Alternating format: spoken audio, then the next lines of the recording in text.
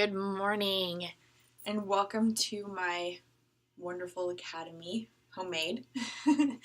My name is Alyssa Hendrix, and I have been given the privilege to submit a video to Keune Hair Cosmetics Education Network. I would like to go ahead today and present to you Kara, who has been makeup artist by a 4-year-old. Today we are going to be working in the round of the head as far as being able to give virtual dimension within color. So with that being said, I'm going to kind of get to work here. Put my apron on. So Carrie came in with about a level 5 hair color, and she was looking to go ahead and be red for the fall. And so we decided to go ahead and use this in the round technique so that she could get a very beautiful color.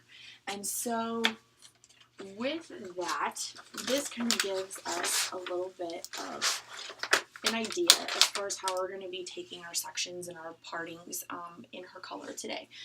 So what we're going to do is come down here, and we are going to start section 1 about in the occipital area. And then we are going to work up into the middle portion of the head. And then we're going to work through the top. So I'm just going to take this section here and just get it out of the way. And then section 2 is going to slightly be between the lower part of the occipital bone and then where the head meets in the round. So like when you put your comb here, about right in here is where our section 3 is going to be, which is going to be the top section. This works out really well so that you don't have to go ahead, and if she's got like a pretty distinct part on either side, that you can work with that, and it's not like, oh my gosh, it's got to be like placed right here. So we'll go ahead and we'll get all of this out of the way here real quick. And then this is our section 2.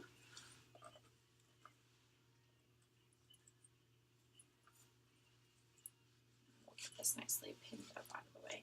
So what we're going to be using today here as far as our colors go is we've decided to go ahead and use a level 4 at the base. Since she's a level 5, she just kind of wanted to see a little bit more of that depth and be able to go ahead then and work with some brighter red colors. So we started off with a level 5, and we're just going to kind of be doing a base retouch along with just then a painting technique. And so what we'll do here is get our safety gloves on. So our base color here is going to be the 4.53, which is the medium chestnut brown in Tinta, and we're going to mix it equal parts with 10 volume. And so we're going to go through here and in this section 1 and just retouch up and apply the base color in this area here. And what's really nice about this color is that it has a really great shine to it. There's no odor to it, which is fantastic. And it's cream, so it's very easy to spread, very easy to apply. So we'll get this last little bit here.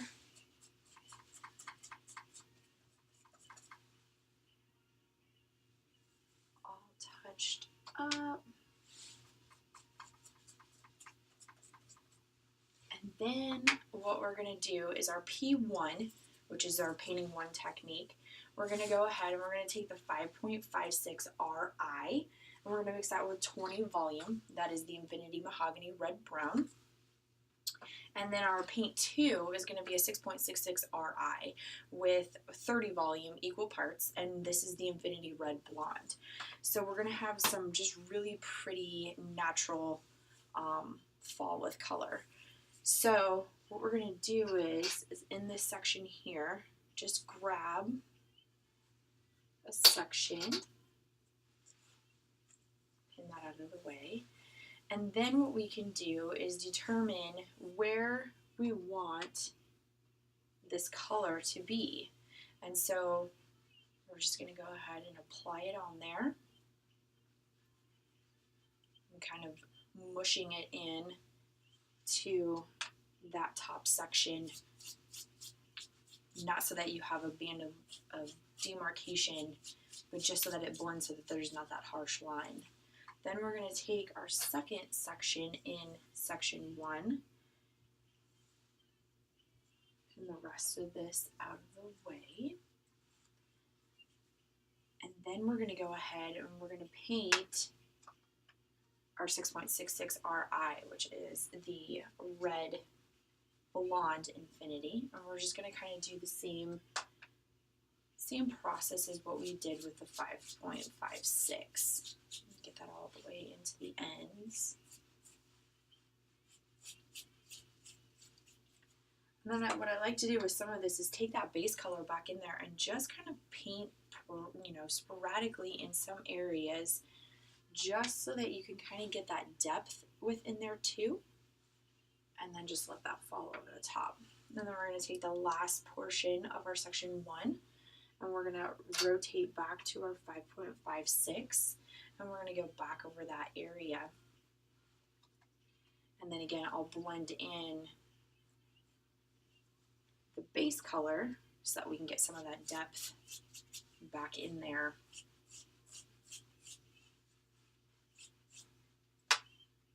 And just kind of take a few sections back in this area here and let that fall. So the next what we'll end up doing is we'll go into our section 2, which is going to be spanned around the whole perimeter of the head there. And we'll go back through and we'll touch up our base color so that we've got that all nice and covered through there for her.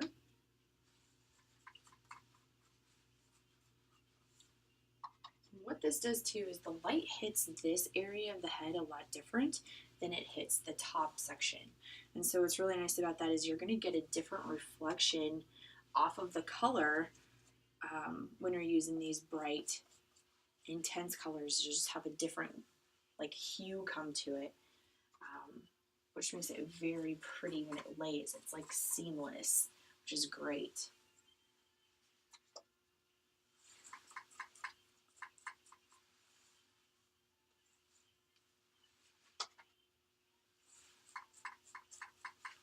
Alright, so now that we have that, then we're just going to go through and do the exact same way that we did the section 1, is just kind of go ahead and pan out the areas that we want colored.